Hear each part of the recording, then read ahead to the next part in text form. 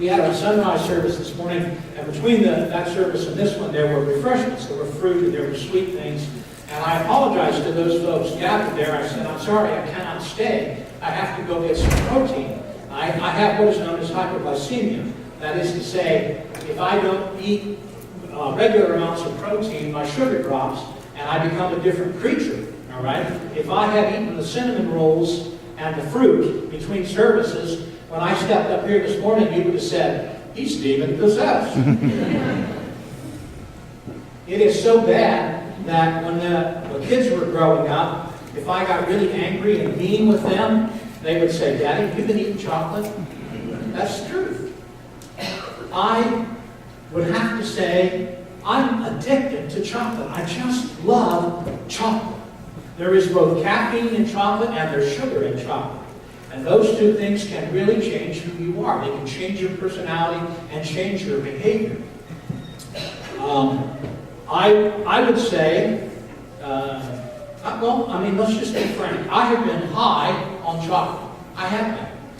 When I say high on chocolate, do you understand what I mean? Do you understand the feeling of being high?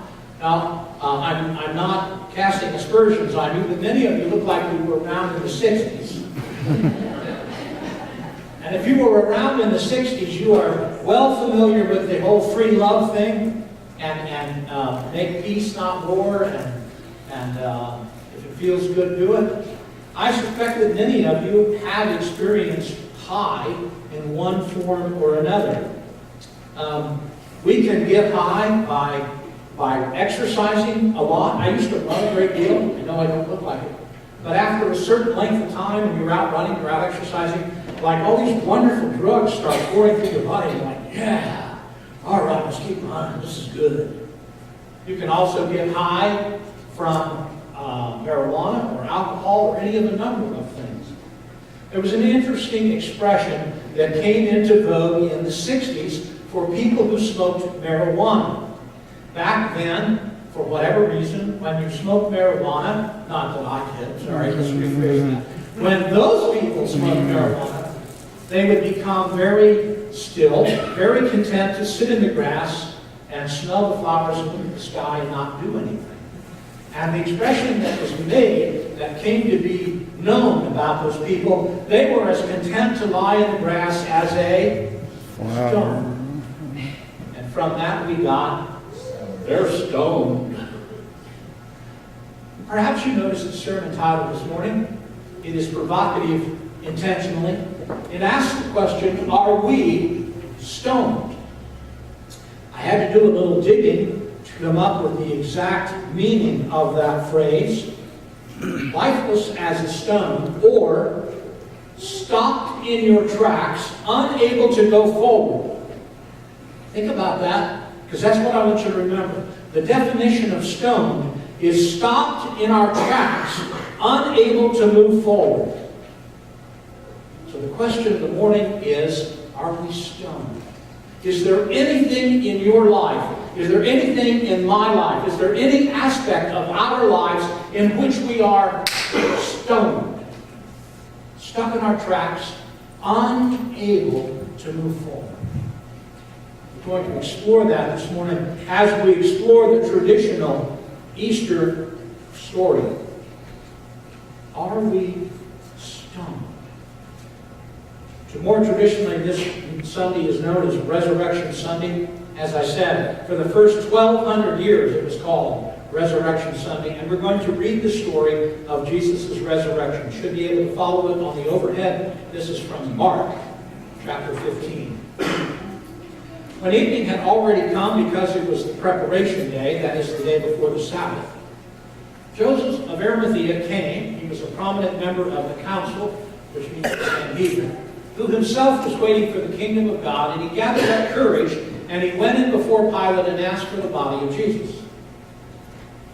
Pilate wondered if he was dead by this time, and summoning the centurion, he questioned him as to whether or not Jesus was already dead. And ascertaining this from the centurion, he granted the body to Joseph. Joseph brought a linen cloth, took him down, wrapped him in the linen cloth, and laid him in a tomb which had been hewn out of the rock. and he rolled a stone against the entrance of the tomb. Mary Magdalene and Mary, the mother of Joseph, were there looking on to see where he was laid. The Sabbath was over. Mary Magdalene and Mary, the mother of James and Salome, bought spices so that they might come and anoint him. Very early on the first day of the week, they came to the tomb when the sun had risen. They were saying to one another, "Who will roll away the stone for us from the entrance of the tomb?" Looking up, they saw that the stone had already been rolled away, although it was extremely large. Entering the tomb, they saw a young man sitting at the right, wearing a white robe, and they were amazed. And he said to them, "Do not be amazed. You are looking for Jesus the Nazarene, who's been crucified. He's risen. He's not here. Behold, here is the place where they laid him.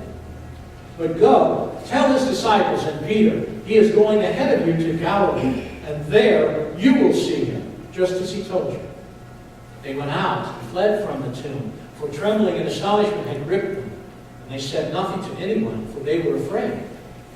Now after he had risen early on the first day of the week, he first appeared to Mary Magdalene, from whom he had cast out 7 demons. And she went and reported to those who had been with him, while they were mourning and weeping. When they heard that he was alive and conceived by her, they refused to believe it.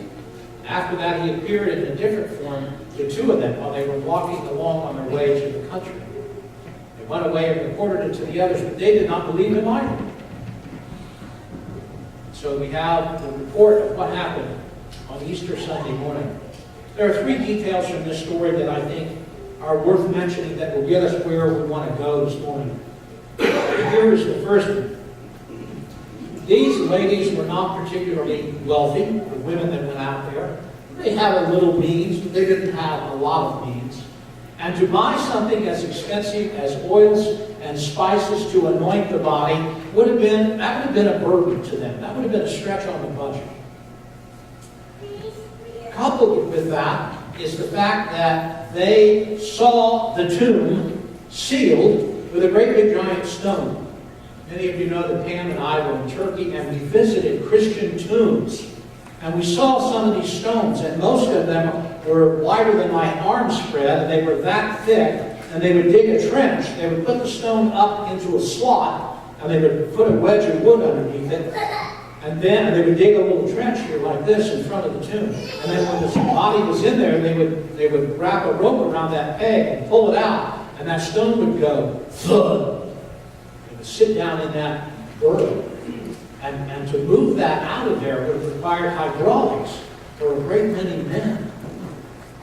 These are 3 to 4 women who are not terribly strong, and they're going to go out to the tomb without having any plan as to how to move the stone. Does that make any sense to you?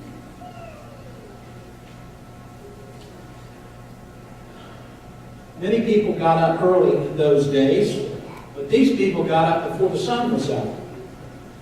And it wasn't like from here to the back wall that they had to walk. They were in an interior place, a neighborhood in the city. They had to walk through the neighborhoods while it was still dark. They had to walk all the way to the front gate, which was quite a ways. So they had to walk from the gate quite a ways to the tombs. Believe me, the tombs weren't close enough to the city, forgive me. The tombs weren't close enough to the city where you could smell them. They took a long walk in the dark to anoint the body and put oil on it, as was the custom, when they had no idea whether or not they could get in. Does that make any sense? They spent money they didn't have. They got up earlier than they normally do. They walked a considerable distance. And they were stoned before they started. Now, why in the world would people do that? That makes no sense. I mean, we're a lot smarter than that, aren't we, right? If we had confronted the same circumstances, who among us would have gotten up at 3 in the morning, walked about 3.5 miles, spent money on something that we wouldn't have any other purpose for, any use for, other than to anoint a dead body, knowing full well there's a 2-ton stone between us and the thing that we want to do. Who would do that? And yet these women did that. Despite knowing in advance what they were going to do, they walked in faith to the tomb. I want you to remember that. They spent money they didn't have. They got up earlier and gave up sleep that they really needed. And they walked a considerable distance in faith. I believe that story is included for us to remember that if you want to accomplish something for God, you need to get up and you need to step out in faith. When I began to explore seriously Scripture and religion and church and all that nonsense, believe it or not, I was about 10 years old when that journey started. I was 14 when it ended, in one sense. And along the way, my father bought a book and gave it to me. This book was published in 1956. Yeah, they really did have printing presses and paper back then. And the book was written by a guy named J.B. Phillips, and the book is entitled, Your God is Too Small. Your God is too small. Here's a line from the introduction of that book. The trouble, this is 1956, the trouble with many people today is that they have not found a God big enough for their needs. The challenges of living in a modern society with so many technological advances is that people feel helpless in an ever-increasingly unfriendly, distant world. Yet the God who supplies all of men's needs is still there. We must not allow our understanding of His capabilities to stop what He can do. Unquote. What's the point of the book? It's all in the title. It's all in the title. One of the fundamental principles upon which creation is founded is we have free will. You and I get to do whatever we want to do. Okay? And that means that we limit what God can do in our lives by the amount that we let Him touch us, by the amount of faith that we have, by the amount of our willingness to put down our free wills. We determine what God can do in our lives. You've never encountered God. You've never seen God, felt God, know God. Well, what about, is it God's fault? I kind of think it's ours, because we make God too small. We would not have gotten up early, spent money we didn't have, and walked a long distance to do a task that we couldn't do because there was a big stone in front of the door. We know better than that. The women did. Our God is too small. That's the first thing I want you to know from this passage. The second detail of this resurrection story that I want to mention is the fact that it's a misconception, and we contributed to the misconception when we sang the song we did this morning. You know, up from the grave, He arose. That means He woke Himself up, and He said, "Oh, I'm getting out of here." Right? But Jesus didn't wake Himself up. If you are ever in a deep sleep, have you ever been able to wake yourself up in a deep sleep whenever you want to? Or when you're in a deep sleep, you're in a deep sleep till somebody else wakes you up. The point I'm trying to make is this. Jesus didn't rise from the grave. He was raised from the grave. When you and I are let me start here. His body was in that tomb, but His spirit was in Sheol. And that's a whole other discussion. Okay? But His spirit wasn't in the body, so He couldn't have gotten up by Himself anyway. There wasn't any mind at work in there. God raised Him. Why is that important? Because God says in the Word, I'm going to raise you. It says in multiple places, we all get a second life. Yeah, I know, that's impossible, right? That means we're stoned. We can't believe that we are going to be raised again to another life. But the interesting thing is that God removed the stone for the women. God removed the stone for Jesus. And trust me, God will remove the stone for us. We are going to come out of the grave, and we are going to experience a second life.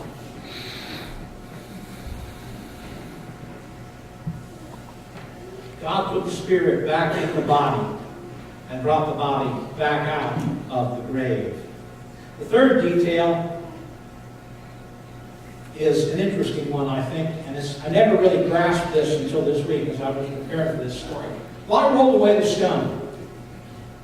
We're going to read, if we went on in the scripture in a chapter or two, we're going to read how Jesus went right through the wall of the upper room. He didn't come through the door, he didn't go up the stairs, he just came through the wall. Right? We see in the tomb that one of the things that fascinated Peter and John when they looked at the tomb is the grave cloths. Those were long strips of linen. They wrapped them around the body like this. And they laid oils and spices in there as they went. Those wrappings were all laying on the shelf where Jesus was. Except they weren't cut and they weren't unwound. They just went.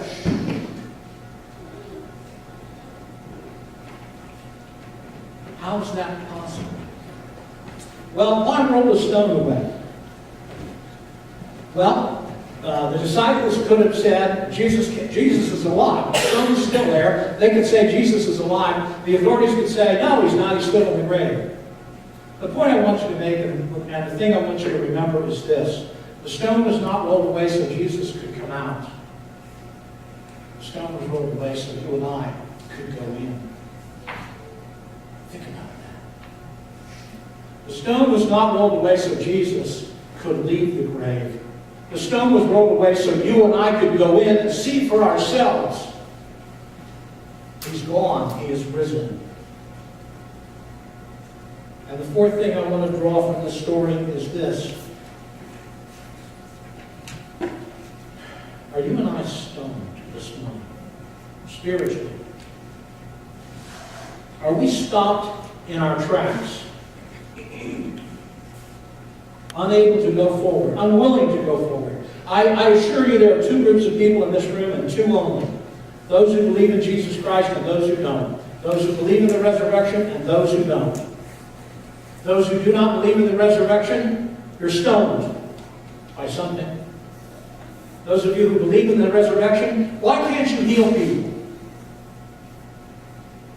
Why can't you perform miracles for Jesus Christ? Why aren't you leading people to Jesus? I would suggest to us that we're all stoned. There's something stopping us in our tracks from going where God wants us to go. We need to identify the stone this morning and get it out of the way.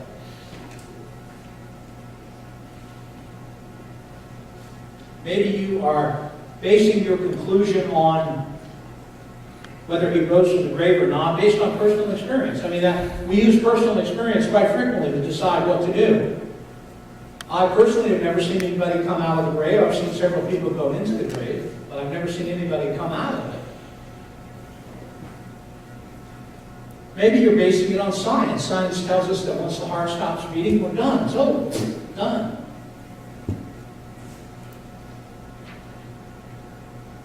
And yet there are a great many other things in your life and my life that we believe are true without personally experiencing it. How many people have been on the moon? You believe the moon exists? You believe people have the ability to get to the moon? You believe that, but you have no personal experience of that. To me, that makes just as much sense as not believing in the resurrection of Jesus Christ. How unbelievable is it that somebody could get in something or other and go through the Earth's atmosphere, which is intensely hot as you go through it, and go out there to that thing and then come back. It's crazy talk. 100 years ago, 200 years ago, they would have said you were insane. That's impossible. All right. Where are we going this morning?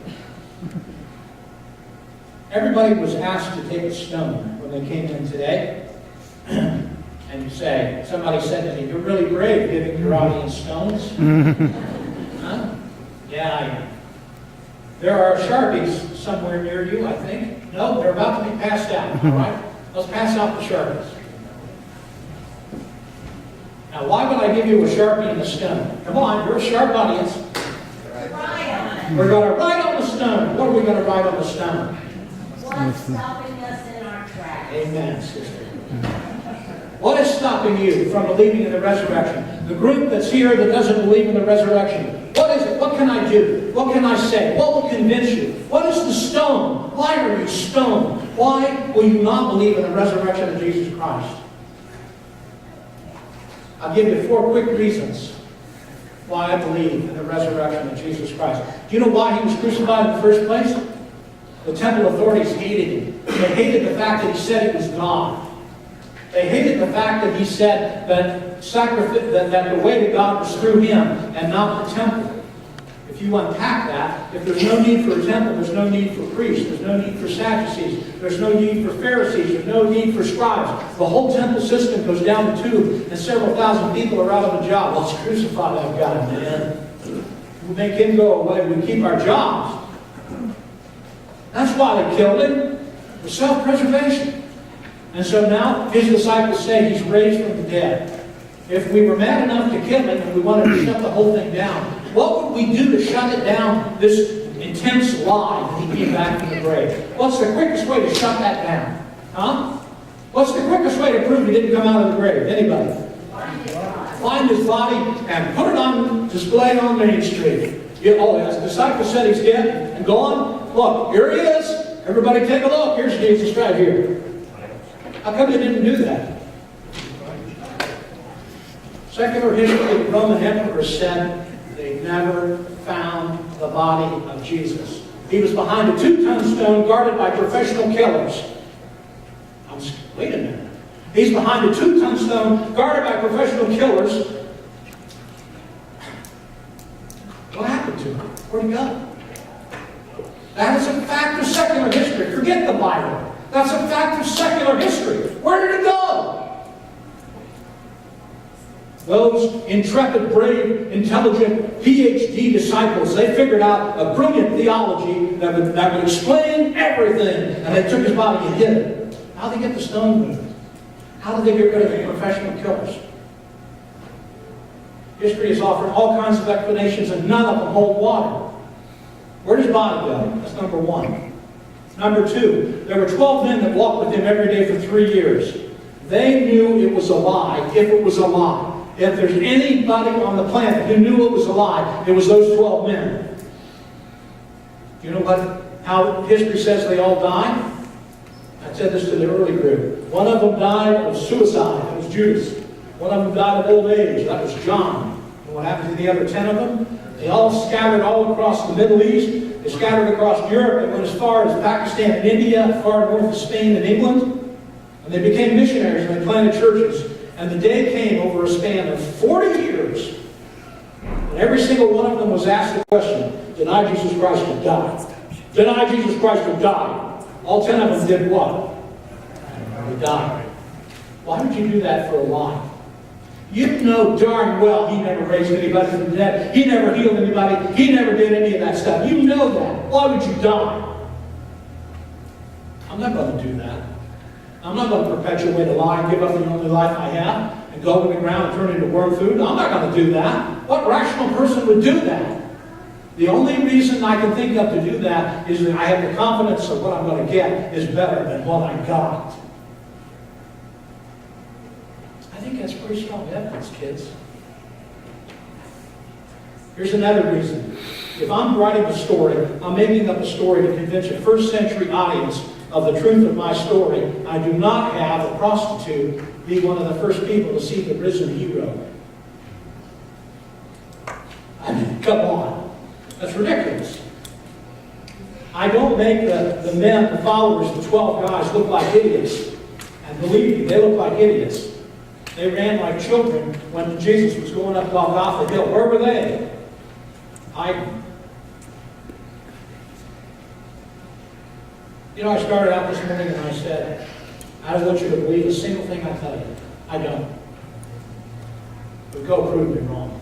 And then come back and tell me what you found. Don't take my word for it.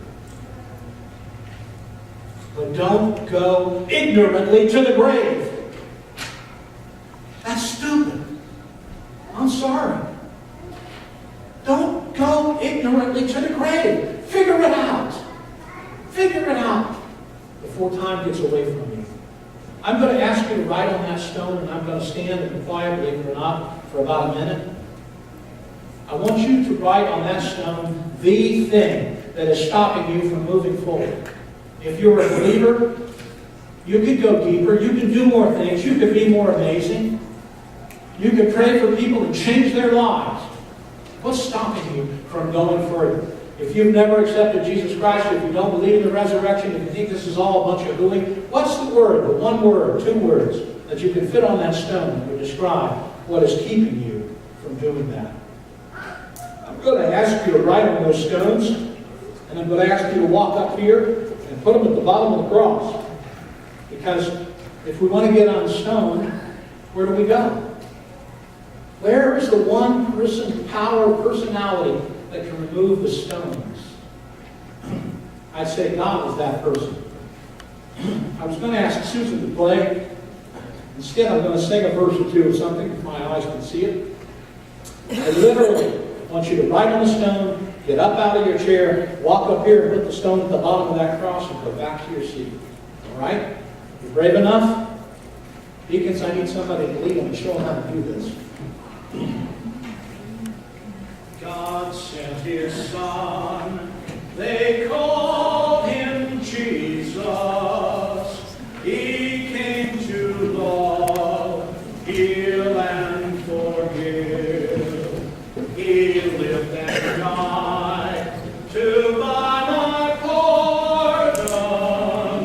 An empty grave is there to prove my Savior lives. Because he lives, I can face tomorrow. Because he lives, all fear is gone. Because I know who holds the future, and life is worth the living just because he lives. How sweet to hold a newborn baby and feel the pride and joy he gives. But greater still, the calm assurance this child can face uncertain days because he lives. Because he lives, I can face tomorrow. Because he lives, all fear is gone. Because I know he holds the future, and life is worth the living just because he lives. You know the song, I have to sing the third verse. Sing it. And then one day I'll cross the river. I'll find life's mine, the Lord with pain. And then as death gives way to glory, I'll see the lights of glory, and I'll know he lives. Because he lives, I can face tomorrow. Because he lives, all fear is gone. Because I know he holds the future, and life is worth the living just because he lives. Don't believe what I told you, but don't go ignorant to the grave. I believe that Jesus Christ rose from the grave. I'm pretty confident of that, and I'll bet my life on that. Thank you so much for being here this day, and thank you for participating in the exercise of giving to God what is keeping you stoned. Holy Father, I thank you for this day. I'm grateful to the depths of my soul for what you have done for us. May the message saturate our hearts. May we recognize and acknowledge that we are stoned. May we give the thing that is keeping us stoned back to you. And may we willingly embrace you and go forward to the future that you would have us lead. These are the things I ask in the name of Jesus Christ. Amen. Let's stand and sing a verse.